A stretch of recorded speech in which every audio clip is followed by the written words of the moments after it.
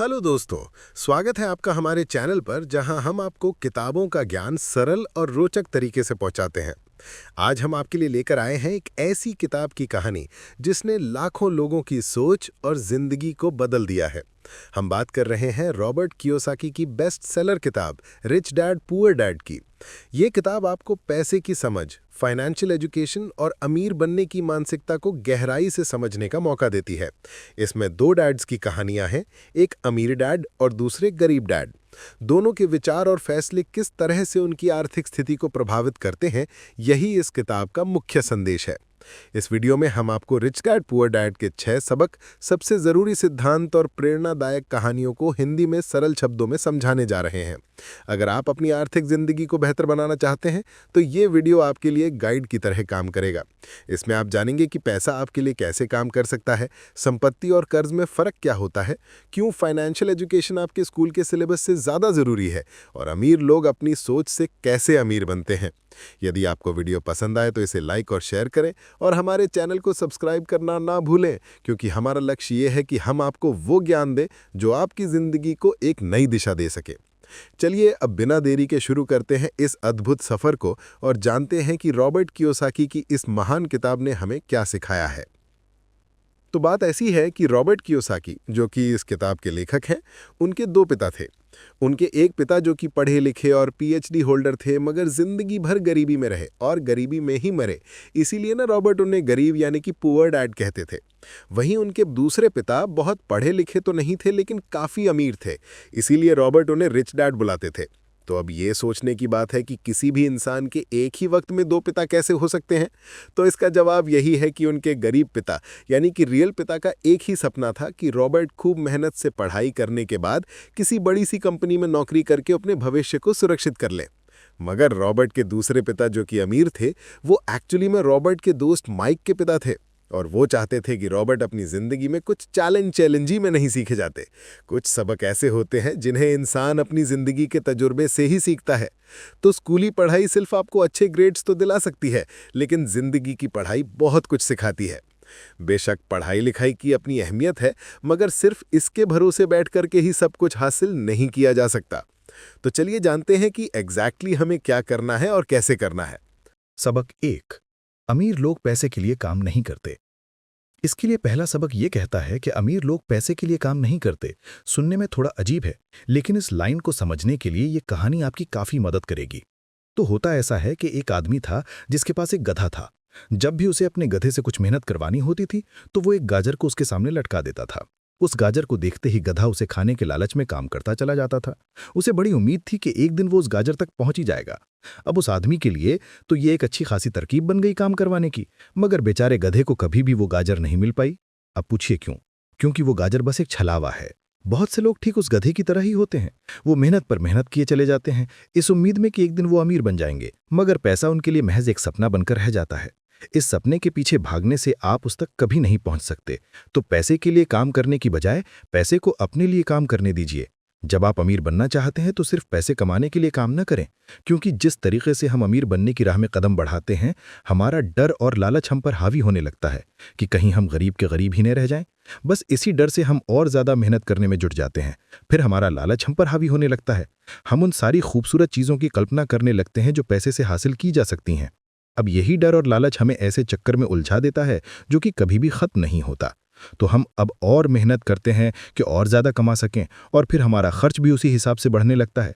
तो इसी को अमीर डैड रैट रेस कहते हैं। अब इसका नतीजा ये हुआ कि हम पैसे कमाने के लिए हद से ज्यादा मेहनत करते हैं, खर्च करते हैं, और ये एक ट्रैप है, यानी कि ये एक जाल है, और आपको लालच और डर का ये ट्रैप अवॉइड करना है, क्योंकि हम में से ज्यादातर लोग जो अमीर होना चाहते हैं वो इसी ट्रैप का शिकार हो जाते हैं। तो पैसे के पीछे मत भागिए, बल्कि पैसे को अपने पीछे भागने के लिए मजबूर कर दीजिए। आपकी नौकरी लगी है तो आप काम पर यह सोच करके मत जाइए कि हर महीने आपको एक पेचेक लेना है, क्योंकि वो पेचेक आपके सारे बिल्स मुश्किल से ही भर पाता है। वैसे ये हर महीने की कहानी बन जाती है। फिर तंग आकर के आप कोई दूसरी नौकरी ढूंढ करके और ज्यादा मेहनत करने लगते हैं, लेकिन तब भी आप पैसे के लिए ही काम कर रहे होते हैं, और यही वजह है कि आप कभी भी अमीर नहीं बन पाते। सच का सामना कीजिए। आपकी जिम्मेदारी खुद के लिए है, ना कि दूसरों के लिए। तो आपके जो भी सवाल हैं वो आप खुद से पूछिए, क्योंकि उनका जवाब सिर्फ आप ही के पास है। क्या आप सिर्फ इसलिए काम कर रहे हैं कि आपकी जिंदगी में सिक्योरिटी रहे, एक ऐसी नौकरी जहां से आपको निकाले जाने का कोई डर ना हो? या फिर आप सिर्फ 2 पैसे कमाने के लिए काम करते हैं और आपको लगता है कि एक दिन आप इस तरीके से अमीर हो जाएंगे? क्या बस यही आपको सेटिस्फाई करने के लिए काफ़ी है? अगर आपका जवाब हाँ है तो मुझे आपकी सोच पर बड़ा अफसोस है, क्योंकि आपने जो अमीर बनने का सपना देखा है ना, वो कभी पूरा नहीं होने वाला। आप हमेशा गरीबी में ही जिएंगे। लेकिन अगर आपका जवाब ना है, तो आपका पहला कदम ये होगा कि सबसे पहले आप अपने मन से डर को हटा दीजिए, क्योंकि ज़्यादा पैसा ना कमा पाने का डर और लालच ही आपको बगैर सोचे समझे काम करने के लिए मजबूर करता है, और हमारा यही कदम हमें नाकामी की तरफ ढकेलता है। बेशक हम सबके अंदर डर और चाहत की भावना होती है और ये नेचुरल है, लेकिन उन्हें खुद पर इतना हावी ना होने दीजिए कि हम उनके बस में होकर के उल्टे सीधे फैसले लेने लग जाए। बेहतर होगा कि हम जो भी करें पहले उसके बारे में खूब सोच लें।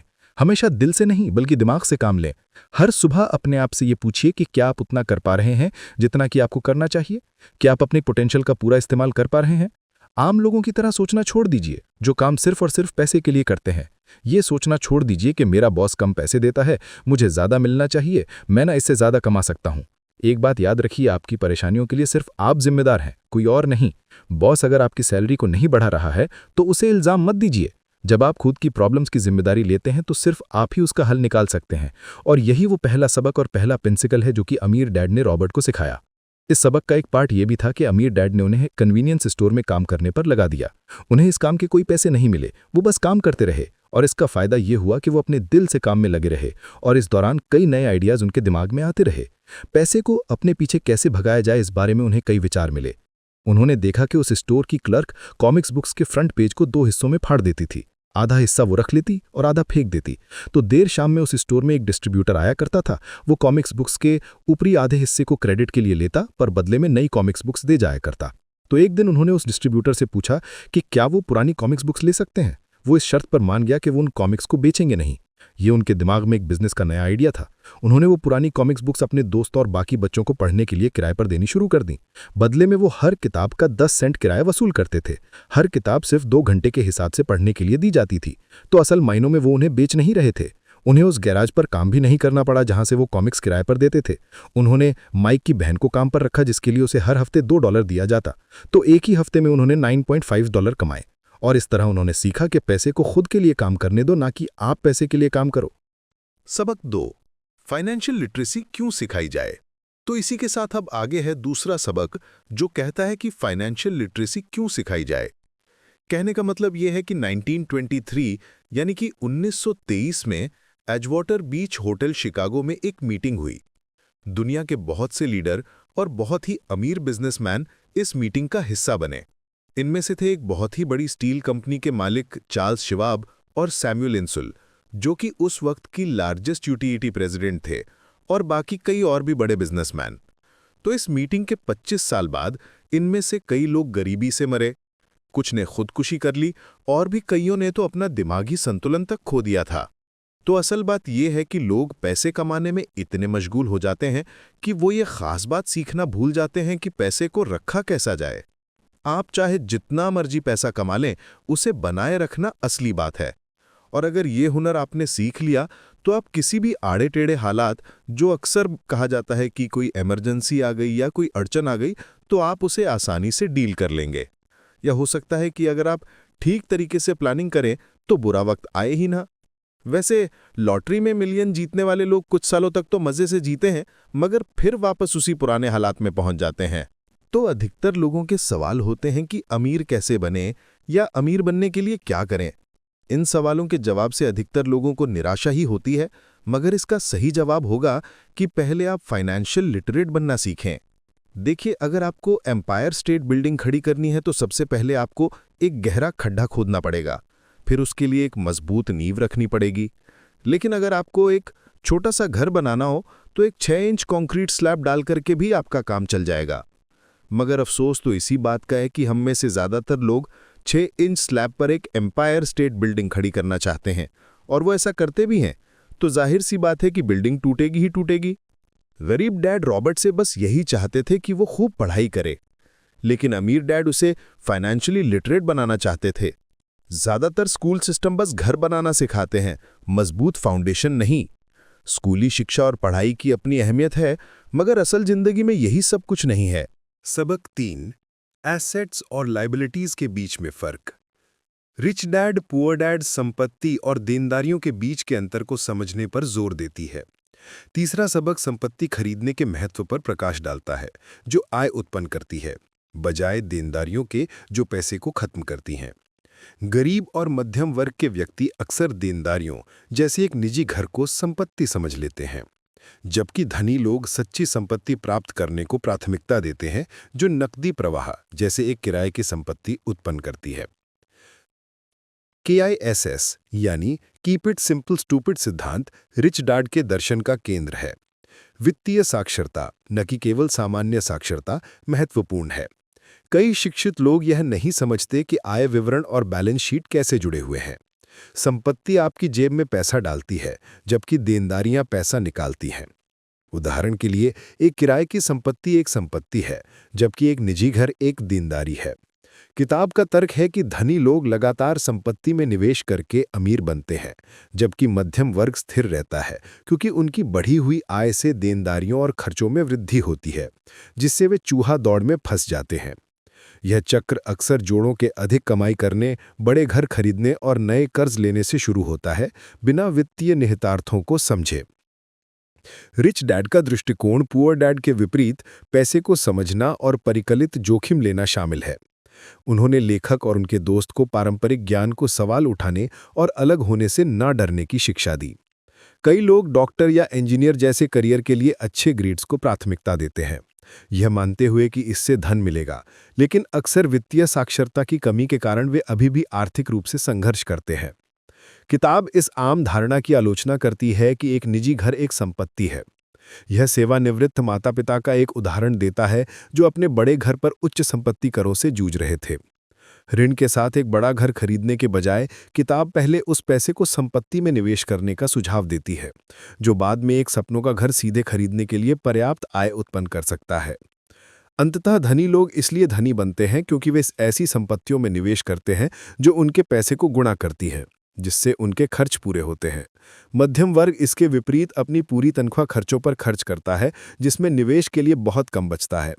जब उनका वेतन बढ़ता है तो उनके कर और खर्च भी बढ़ते हैं, जिससे चूहा दौड़ जारी रहती है। कई लोग जोखिम लेने या अपनी नौकरी छोड़ने के लिए कर्ज के बोझ तले दबे होते हैं। सच्चा धन केवल नेटवर्थ यानी आपके पास क्या है के बारे में नहीं है, बल्कि इस बारे में है कि आपकी संपत्ति कितनी आय उत्पन्न करती है। यदि आपकी संपत्ति आपके खर्चों से अधिक आय उत्पन्न करती है, तो आप धनी हो जाते हैं और वित्तीय स्वतंत्रता प्राप्त करते हैं, भले ही आप काम करना बंद कर दें। सबक 4, अपने काम से काम रखें। और इसी के साथ आगे है चौथा सबक, जो कहता है कि अपने काम से काम रखें। दुनिया की सबसे बड़ी फूड चेन मैकडॉनल्ड्स के फाउंडर रे क्रॉक ने एक MBA क्लास में स्पीच दी थी। ये 1947 की बात है। उनकी ये स्पीच बड़ी ही शानदार थी। लोगों को प्रेरित करने वाली स्पीच के बाद जब MBA क्लास के स्टूडेंट्स ने कुछ वक्त उनके साथ बिताने की गुजारिश की, तो वो उनके साथ बियर पीने चले गए। बातों बातों में रे ने अचानक एक सवाल किया कि क्या आप लोग जानते हैं कि मैं किस बिजनेस में हूँ। अब ये बात तो सबको मालूम थी कि वो हैमबर्गर बेचते थे। इस बात पर वो हंसने लगे और बोले कि उनका असल बिजनेस तो रियल एस्टेट है, क्योंकि मैकडॉनल्ड्स के लिए हर लोकेशन का चुनाव सोच समझकर किया जाता है। जहां उसकी फ्रेंचाइजी है, वो जमीन भी साथ ही बेची जाती है। तो इसका सीधा सा मतलब है कि मैकडॉनल्ड्स की फ्रेंचाइजी वाले को वो जमीन भी खरीदनी पड़ती थी। तो इस तरीके से ये एक रियल एस्टेट बिजनेस भी हुआ। यही सबक अमीर डैड ने रॉबर्ट को सिखाया कि अक्सर लोग खुद के लिए छोड़ करके बाकी सब के लिए काम करते हैं। वो टैक्स पे करके गवर्नमेंट के लिए काम करते हैं, वो उस कंपनी के लिए काम करते हैं जहां वो नौकरी करते हैं, बैंक का मॉर्गेज देकर उसके लिए काम करते हैं। और ये सब इसलिए क्योंकि हमारा एजुकेशन सिस्टम ही ऐसा है। स्कूल हमें एम्प्लॉय बनना सिखाता है, न कि एम्प्लॉयर। जो आप पढ़ते हैं वही आप बनते हैं। अगर आपने साइंस पढ़ी है तो डॉक्टर, मैथमेटिक्स पढ़ी है तो इंजीनियर, मतलब जो भी आपने पढ़ा है वो आप बने। अब मुसीबत तो यह है कि इससे छात्रों का कोई भला नहीं हो पाता है, क्योंकि वो नौकरी और बिजनेस के बीच के फर्क में उलझ कर रह जाते हैं। जब कोई पूछता है कि आपका क्या बिजनेस है, तो आपको ये नहीं बोलना चाहिए कि मैं तो एक डॉक्टर हूं या एक बैंकर हूं, क्योंकि वो आपका प्रोफेशन है, बिजनेस नहीं। कहने का मतलब यह है कि आप जो भी करते हैं उसे अपना बिजनेस बनाइए, नौकरी नहीं। अपनी सारी उम्र दूसरों के लिए काम करके उन्हें अमीर करने में बर्बाद न करें, बल्कि खुद की जिंदगी को खुशहाल बनाने के लिए काम करें। बहुत से लोगों को इस बात का एहसास बड़ी देर से होता है कि उनका हाउस लोन उनकी जान मान ले रहा है और फिर उन्हें लगता है कि जैसे वो एसेट मानने की गलती कर रहे थे, एक्चुअली कभी वो एसेट था ही नहीं। जैसे उन्होंने कार ली तो उससे जुड़े तमाम खर्चे उनकी लायबिलिटीज़ बन गए, तो उनकी मुसीबतें शुरू हो जाती हैं। इसीलिए तो हम एसेट कॉलम पर इतना ज़्यादा जोर दे रहे हैं ना कि आपकी इनकम कॉलम पर, और यही फाइनेंशियली इंटेलिजेंट लोगों का सबसे बड़ा सीक्रेट है। सही मायने में एसेट्स, मैं ये नहीं कहूँगी कि आप कोई कार लीजिए, क्योंकि वो मेरी नज़र में एसेट्स यानी कि संपत्ति नहीं है, क्योंकि जैसे ही आप उसे चलाना शुरू करते हैं वो अपनी कीमत का 25% खो देती है।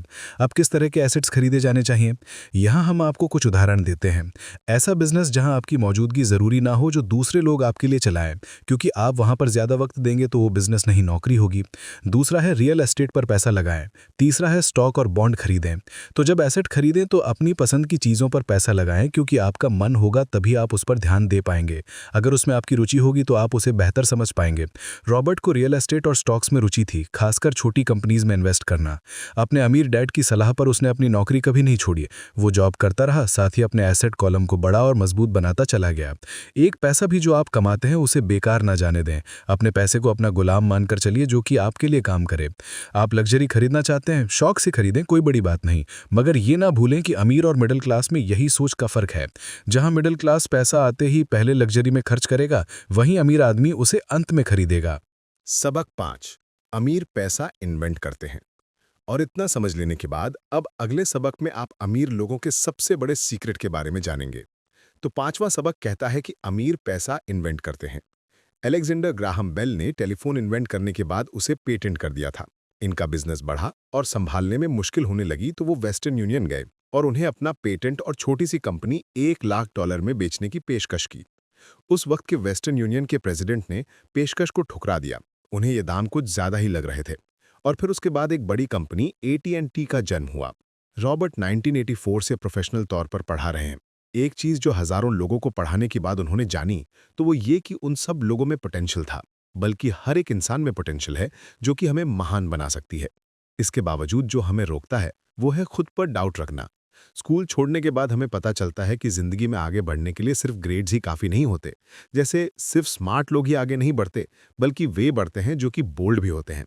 ये सच है कि फाइनेंशियल जीनियस होने के लिए उसकी नॉलेज भी होनी चाहिए, मगर साथ ही हिम्मत और बोल्डनेस भी चाहिए। ज्यादातर लोग पैसे के मामले में कोई रिस्क नहीं लेना चाहते, मगर अमीर होने के लिए आपको रिस्क लेने ही पड़ेंगे, क्योंकि हो सकता है कि आने वाले सालों में एक नया बिल गेट्स पैदा हो या अगला अलेक्जेंडर, और बाकी शायद दिवालिया बनकर गरीब हो जाएं। अब ये आपकी मर्जी है, आप इनमें से क्या बनना चाहते हैं। अगर आप अपना फाइनेंशियल IQ बढ़ाते हैं तो बहुत कुछ हासिल कर सकते हैं, और अगर नहीं तो आने वाले साल और भी डरावने हो सकते हैं, क्योंकि हर पुराना जाता है तो नया आता है। तो जो आज है वही सबसे खुशहाल वक्त है। आज के दौर में लोग ज्यादा फाइनेंशियली स्ट्रगल कर रहे हैं, क्योंकि उनकी सोच अभी भी पुरानी है। फिर वे अपनी गलती ना मानकर या तो अपने बॉस को इल्जाम देंगे या नई टेक्नोलॉजी को। जो कभी कल के दौर में एसेट था वही आज लायबिलिटी बन चुका है, तो आपको अपडेट रहने की जरूरत है। रॉबर्ट ने एक गेम डिजाइन किया जिसे वो कैश फ्लो कहते हैं। ये लोगों को सिखाता है कि पैसा कैसे काम करता है, अमीर बनने की राह क्या है और रैट रेस से बाहर कैसे निकले। ये सारी चीजें इस गेम से समझाने की कोशिश की गई है। एक दिन एक औरत आई। गेम खेलने के दौरान उसने एक बोट कार्ड जीता, जिसका मतलब था कि उसने उस गेम में एक बोट जीती। वो औरत बड़ी खुश हुई, मगर जब उसे पता चला कि बोट लेने के लिए तो उसे एक बड़ी रकम टैक्स भरनी होगी, तो उसकी खुशी गायब हो गई।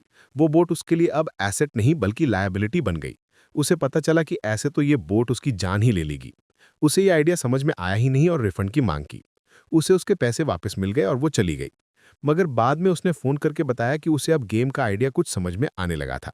वो उस गेम से अपनी लाइफ को जोड़ करके देख पा रही थी। पैसा कैसे काम करता है इस बात को समझ ना पाने की वजह से उसका गुस्सा जायज था। हम भी अक्सर यही करते हैं। जो बात हमारी समझ से परे होती है उस पर गुस्सा आता है और हम जिंदगी की हर परेशानी के लिए उसे ब्लेम करना शुरू कर देते हैं। मगर अगर ठंडे दिमाग से सोचे तो ये तरीका एकदम गलत होगा। बेहतर होगा कि हम उन्हें समझने की कोशिश करें तो गेम ऑफ लाइफ जीत सकते हैं। बहुत से लोग कैश फ्लो गेम में खूब पैसा जीतते हैं, फिर उन्हें समझ ही नहीं आता कि उस पैसे का क्या करें, तो वो हैरान होने लगते हैं।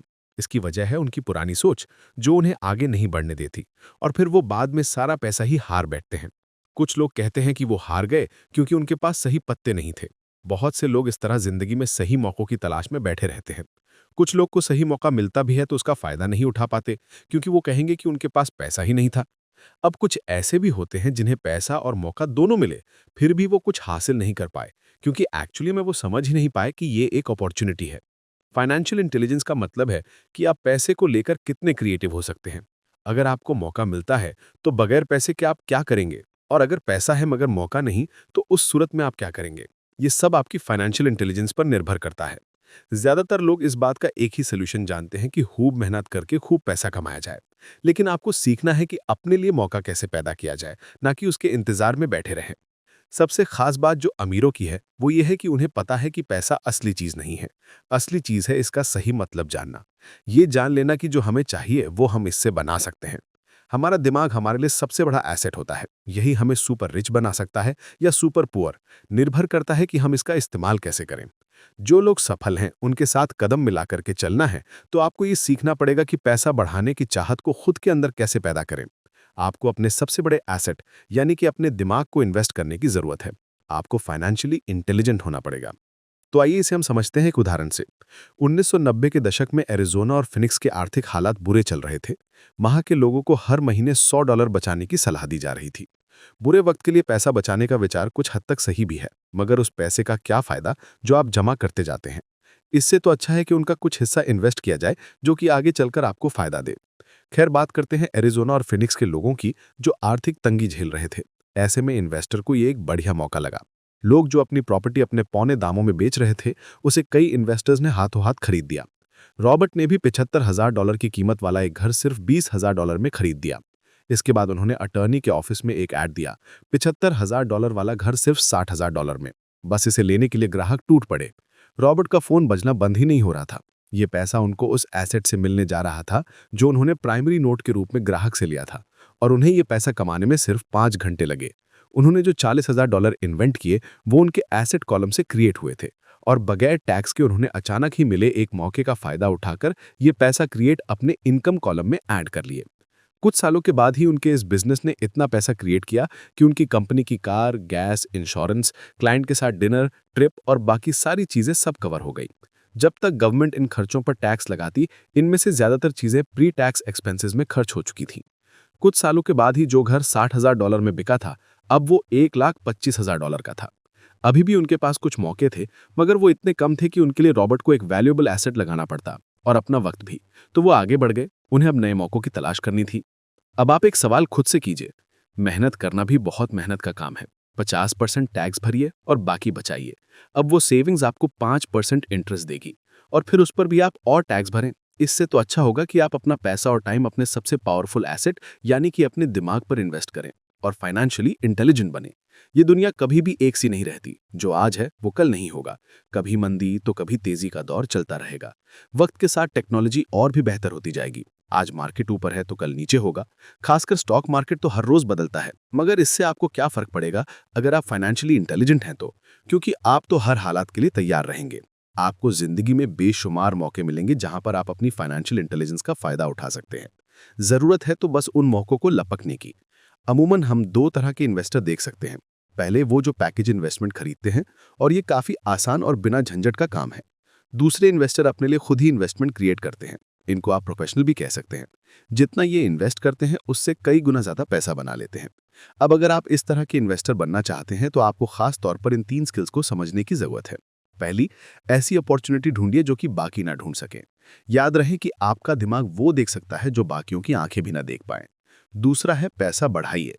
जब पैसे की जरूरत पड़े तो मिडिल क्लास केवल बैंक जाता है, मगर दूसरे टाइप के इन्वेस्टर पैसा बढ़ा करके कैपिटल रेज करते हैं। उन्हें हमेशा बैंक की जरूरत नहीं पड़ती। और आगे ये तीसरा, स्मार्ट लोगों को ऑर्गेनाइज कीजिए। इंटेलिजेंट लोग वो होते हैं जो अपने से ज्यादा स्मार्ट लोगों के साथ मिलकर के काम करते हैं। इसलिए इन्वेस्ट करने से पहले अपने इन्वेस्टमेंट एडवाइजर को चुनें। मुझे मालूम है कि ये सब आपके लिए कुछ ज्यादा है, मगर इसके रिवॉर्ड्स तो बड़े ही शानदार हैं। जिंदगी में रिस्क बहुत है, लेकिन उन्हें हैंडल करना ही सीख करके आप अमीर बन पाएंगे। सबक 6, सीखने के लिए काम करे, पैसे के लिए नहीं। और इसी के साथ आगे है छठा सबक, सीखने के लिए काम करे, पैसे के लिए नहीं। तो बात ऐसी है कि एक बार एक जर्नलिस्ट ने रॉबर्ट का इंटरव्यू लिया था। रॉबर्ट उसके आर्टिकल पहले भी पढ़ चुके थे और उस जर्नलिस्ट के लिखने के स्टाइल से बहुत ही इंप्रेस थे। इंटरव्यू जो पूरा हुआ तो उस जर्नलिस्ट ने रॉबर्ट को बताया कि वो एक मशहूर लेखिका बनकर उनकी ही तरह एक दिन फेमस होना चाहती है। तो रॉबर्ट ने उनसे पूछा, तो ऐसा क्या है जो उन्हें मशहूर होने से रोक रहा है? इस सवाल के जवाब में उस जर्नलिस्ट ने कहा कि उनकी जॉब आगे नहीं बढ़ पा रही है। इस पर रॉबर्ट ने सुझाव दिया कि उस जर्नलिस्ट को कोई सेल्स क्लास ज्वाइन कर लेनी चाहिए।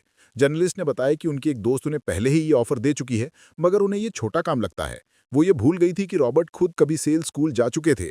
तो इस बात का पॉइंट यह है कि अगर आपके पास कोई टैलेंट है जिसके दम पर आप कुछ पैसा कमाना चाहते हैं, तो आपका टैलेंट काफ़ी नहीं होगा, क्योंकि उस टैलेंट को कैसे भुनाया जाए, जब तक आप ये बात नहीं जानते, आपका टैलेंट क्यों ही बेकार है।